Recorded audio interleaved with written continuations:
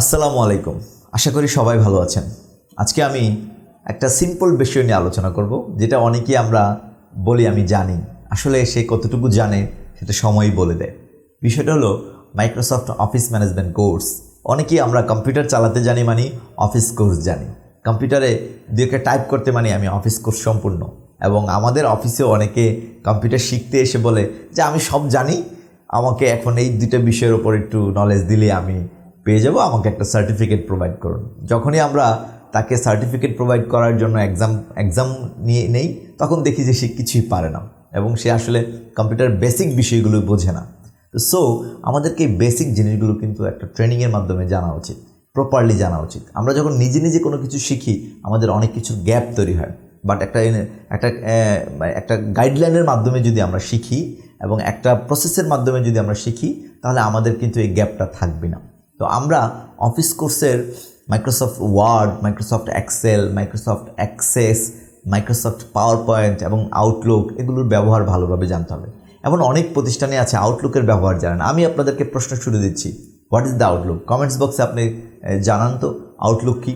এবং আপনি ভালোভাবে জানবেন না আউটলুক কী, আউটলুকের কাজ কী। এবং অনেক প্রতিষ্ঠানে আমাদের দেশে অনেক ট্রেনিং ইনস্টিটিউট আছে যারা আউটলুকই ভালোভাবে শেখায় না, অথচ এটা কর্পোরেট লেভেলে একটা ইম্পর্ট্যান্ট অফিস প্যাকেজ।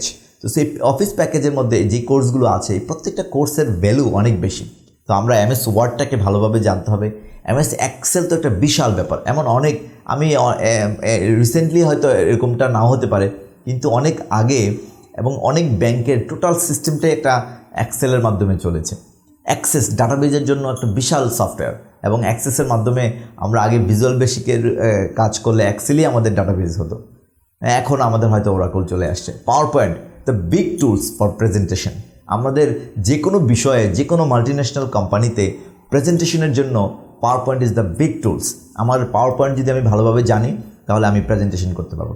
এবং একটা প্রেজেন্টেশন গুড হলে সেই কোম্পানির কাজ পাওয়াও খুব সহজ হয়ে যায়। তো যারা আমরা রিয়েল ফিল্ডে কাজ করছি এবং অনেকেই আছি, আমরা যারা বিভিন্ন পদে জব করছি, তারা এই জিনিসগুলো ভালোভাবে জানছি না। একটা মজার ব্যাপার বলি, একজন এইচআর যখন কোনো একটা কোম্পানিতে এইচআর পোস্টে পরীক্ষা দেয়, সেখানে একটা পরীক্ষা হয় আইটির উপরে। সে কী নলেজ জানে আইটির উপরে, তার কতটুকু নলেজ আছে, সেখানে একটা এক্সাম হয়। সেই এক্সামে একটা বড় পার্ট থাকে পাওয়ার পয়েন্ট প্রেজেন্টেশন। তো আপনি যদি পাওয়ার পয়েন্ট প্রেজেন্টেশনটা ভালোভাবে উপস্থাপন করতে না পারেন, আপনি যদি এমএস ওয়ার্ড, এক্সেলের কাজগুলো ভালোভাবে উপস্থাপন করতে না পারেন, তাহলে আপনি এইচআরের জবও করতে পারবেন না। তার মানে এইচআর একটা জেনারেল সেক্টর হলেও কিন্তু এখানে আইটির পার্টটা বা টেকনিক্যাল সেক্টরের পার্টটা অনেক বেশি ইম্পর্ট্যান্ট। সো আপনি যদি সেই জায়গাটাতে এক্সপার্ট হন, আপনি কিন্তু অনেক ভালো কিছু করতে পারবেন। বর্তমান সময়ে অনেক অফিসে চেয়ারম্যান এবং ম্যানেজিং ডিরেক্টর একজন পিএ নিয়োগ দেওয়া হয়। সেই পিএর মেইন কাজটাই কিন্তু থাকে তার টেকনোলজিক্যাল সাপোর্ট। আপনি জেনে অবাক হবেন, আমাদের দেশে টেকনোলজিক্যাল সাপোর্ট দেওয়ার মতো পিএ অনেকেই খুঁজে পায় না। তো সো আমরা যদি এই টেকনিক্যাল সাপোর্টগুলো জানাই এবং আমার টেকনিক্যাল সাপোর্টগুলো যদি ভালোভাবে পারি, তাহলে চেয়ারম্যান এবং এমডির পিএ পোস্টটা কিন্তু আমার জন্য রেডি। তো সো আমরা সবাই অফিস কোর্স এবং অফিস কোর্সের ভালো নলেজ আমাদের খুবই জরুরি। থ্যাংক ইউ সবাইকে।